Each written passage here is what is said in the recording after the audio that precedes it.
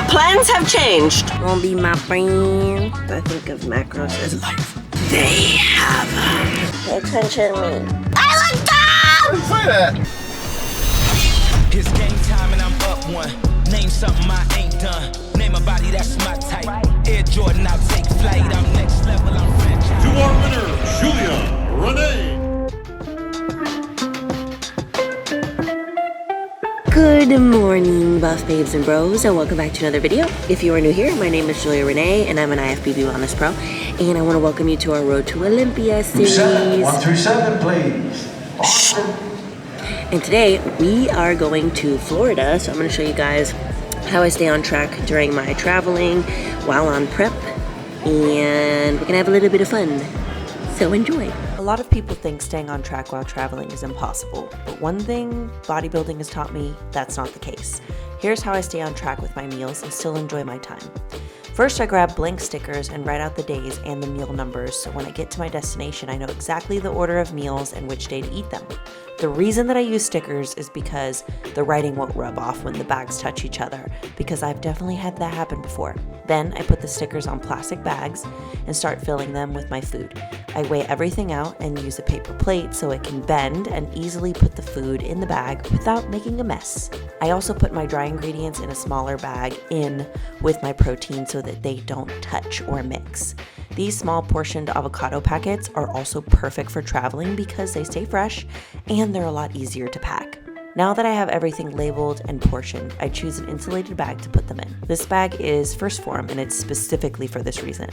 The link will be in the description so that you can find it. I make sure to eat before I leave the airport, and I microwave my next meal in my microwave safe bag, and then I put it in my bag so that on the plane I can eat it when I get hungry. Then I fill the insulated bag with ice packs, throw some plastic spoons and forks in this bag, and my scale just in case. Then in my personal item bag, I put the empty water bottle so I can fill it up at the airport, and I put that meal that's been heated up and ready to go, and I also put a spoon in there so that it'll be easy to eat when I'm on the plane. Typically, I'll check my food bag, and I've never had a problem with it. But you can also take your food bag as a carry-on if you like. They might just open it and check your stuff in it, so just to be safe, I always check it so that I never get any of my food taken away from me. Either way, none of this has ever happened to me. I've been doing this for years, and it works perfectly. Then, once I'm at my hotel or my Airbnb, I organize my food by the day and the meal number so that I can stay on track.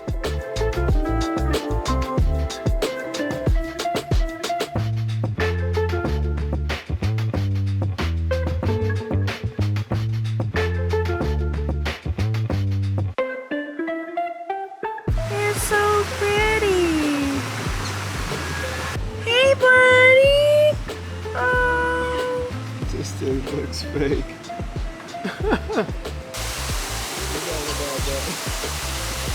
Oh, look at the baby. Oh.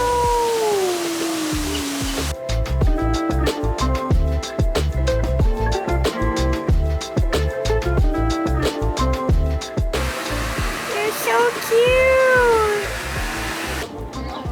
He's so cute. Hey, little buddy. Wanna be my friend? No, I think they're about to fight. Yeah, turtle, turtle.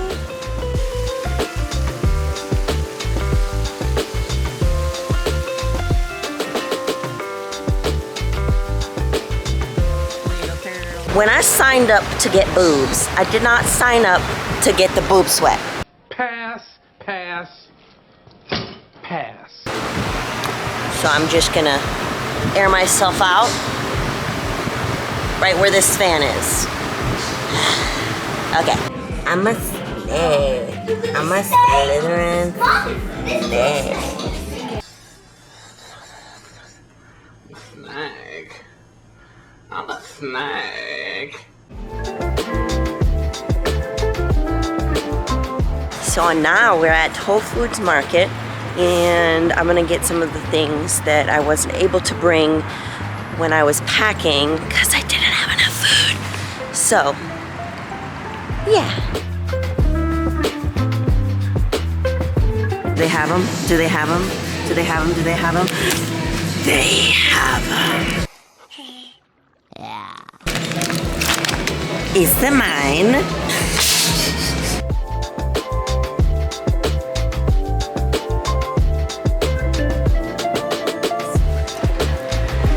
That is it.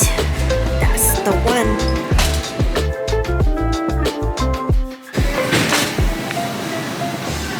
Mango or no?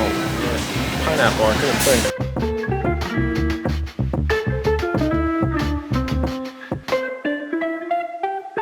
Where are we going, Zach?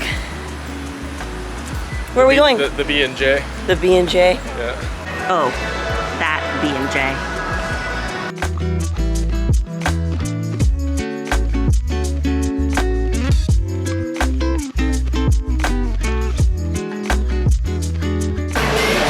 This is what I have to deal with.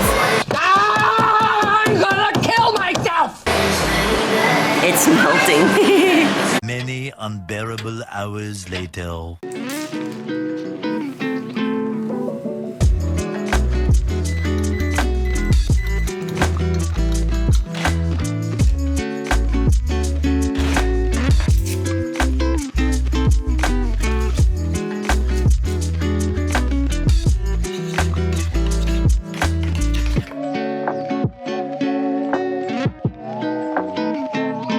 Good morning. Hi, baby. We're on our way to go to Gold's Gym to go and do cardio for me. And Zachary's going to do cardio and train. Look at that car. You see it? Futuristic. That's a futuristic car. Well, I ate my breakfast. Zach ate his breakfast and he ate chicken and rice because he didn't have breakfast foods. Zach always eats some weird things for breakfast. You guys have seen he eat a chicken salad for breakfast one time and it was strange. But I still love him. Forever. Macros or macros? Macros are macros. I don't think of macros as macros. I think of macros as life. And maybe that's my problem.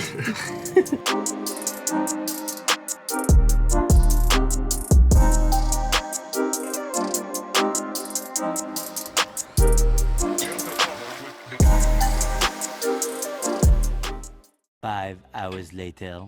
Okay, guys, it's been a long day of working and finally managed to go to a gym. So I'm gonna go to this gym. It's called MI40 or M140, but it's a bodybuilding gym, so I'm excited.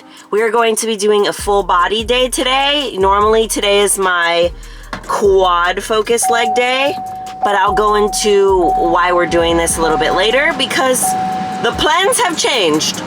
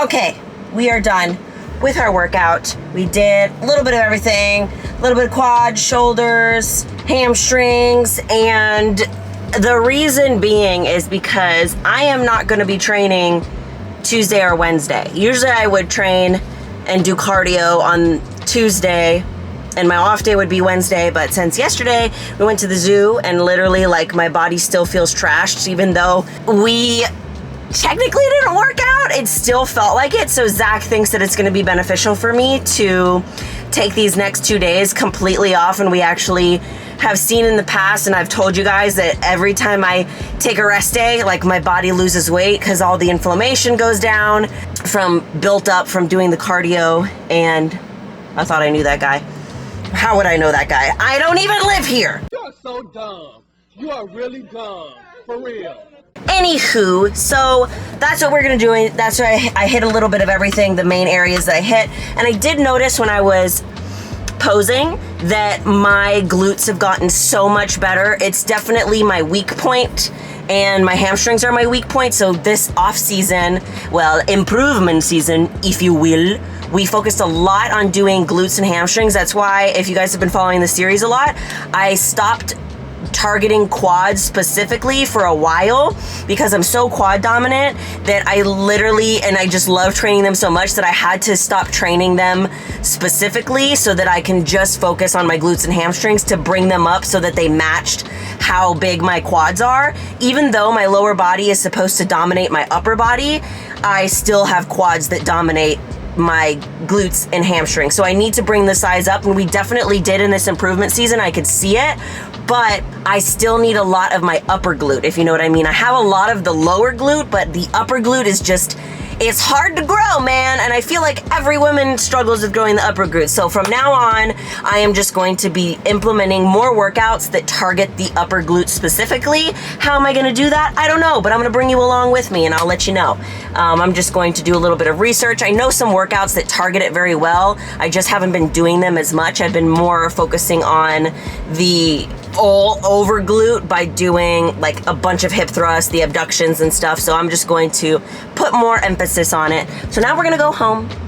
We're going to eat our last 2 meals because it is almost 8 o'clock and like I still have 2 meals to eat. So I'm just gonna mush it into one and eat a big meal and hang out with Zachary.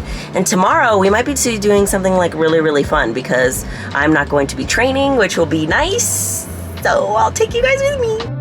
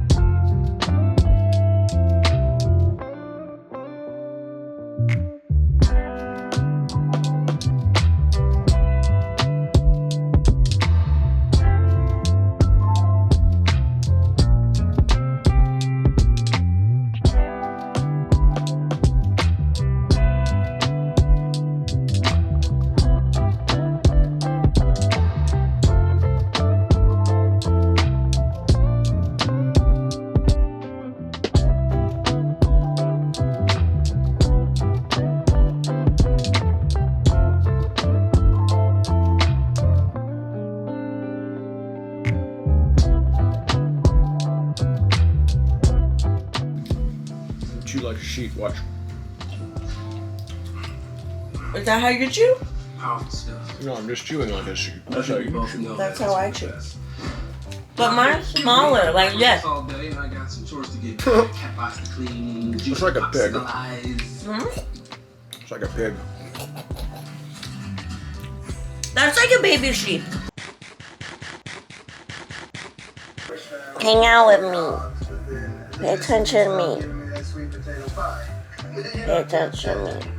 I'm paying attention to you. I'm literally looking at you. I married a hungry man. While you're looking at the camera.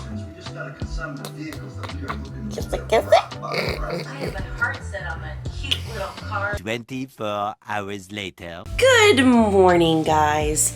I just finished my breakfast, and today Zach and I are actually going to go to the gym. We're not going to the gym. That's just a programmed response that I have by now because I told you yesterday that we're not going to the gym. Zach is at the gym. I'm here resting. Anyways, So I wanted to pop on here because I just had my binge eating support call on Zoom.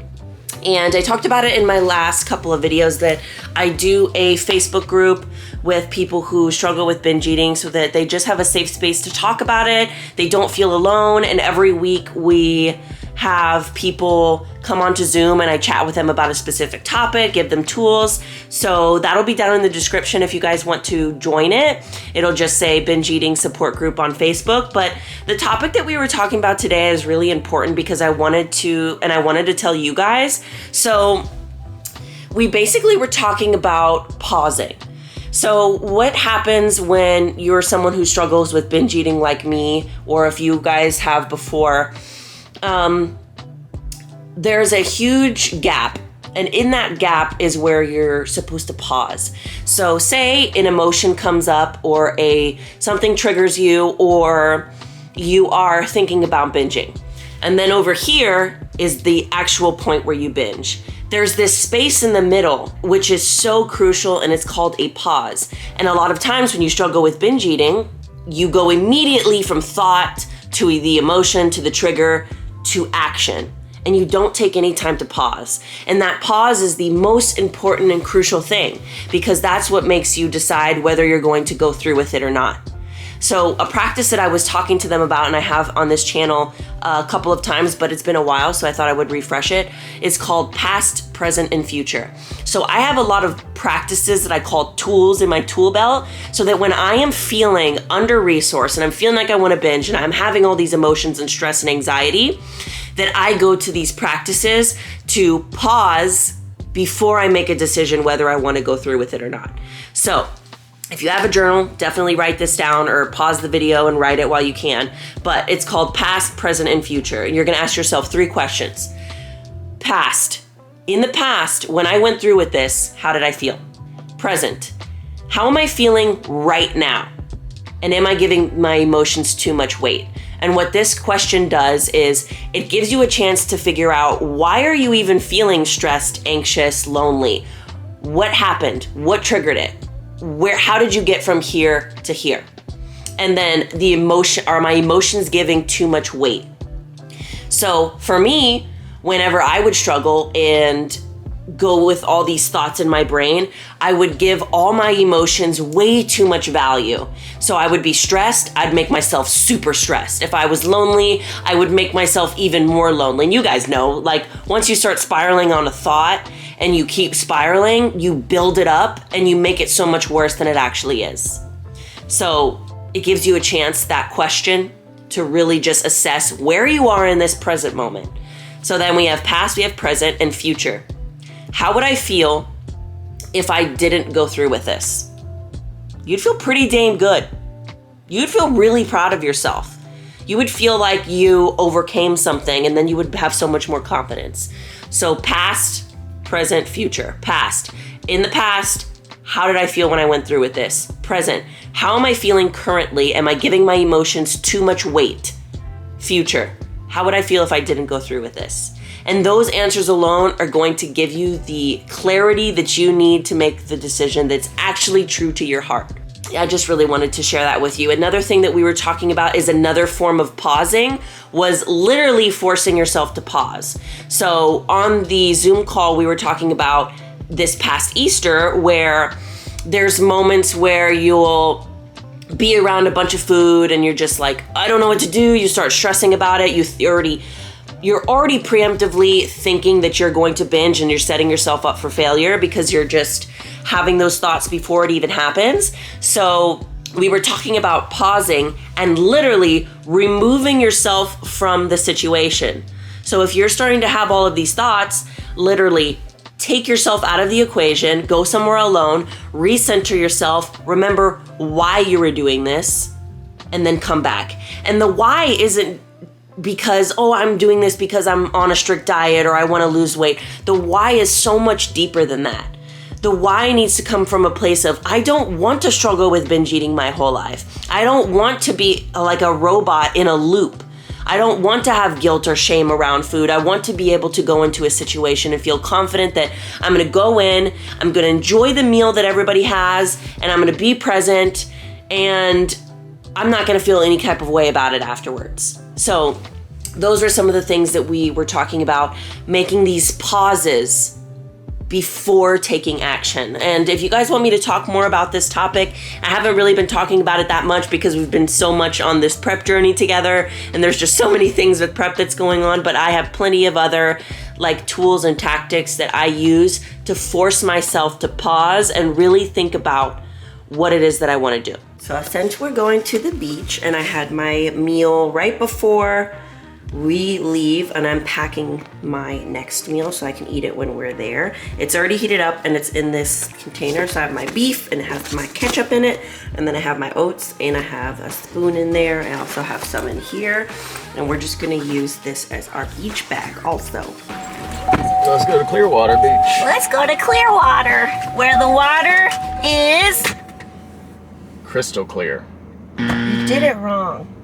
I know I did. Redo. Oh. We're going to clear water where the water is Crystal clear. Okay, YouTube. So, I'm wearing this super cute outfit. You see? Okay, wait, it's under here. This thing, it has a matching bottom and a skirt, and then it has sneakers on. Because I didn't pack flippity flops.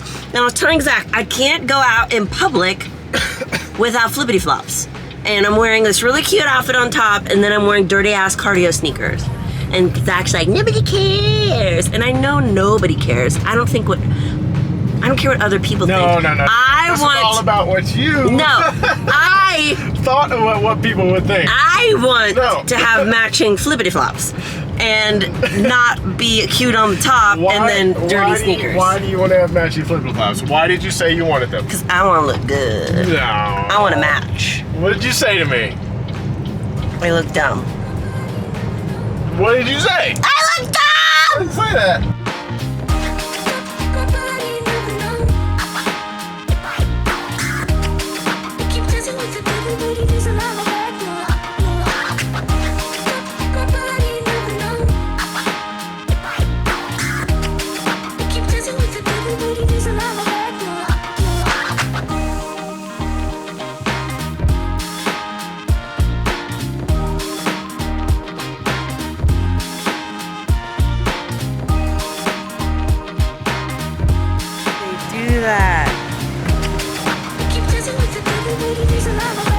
This one's dope.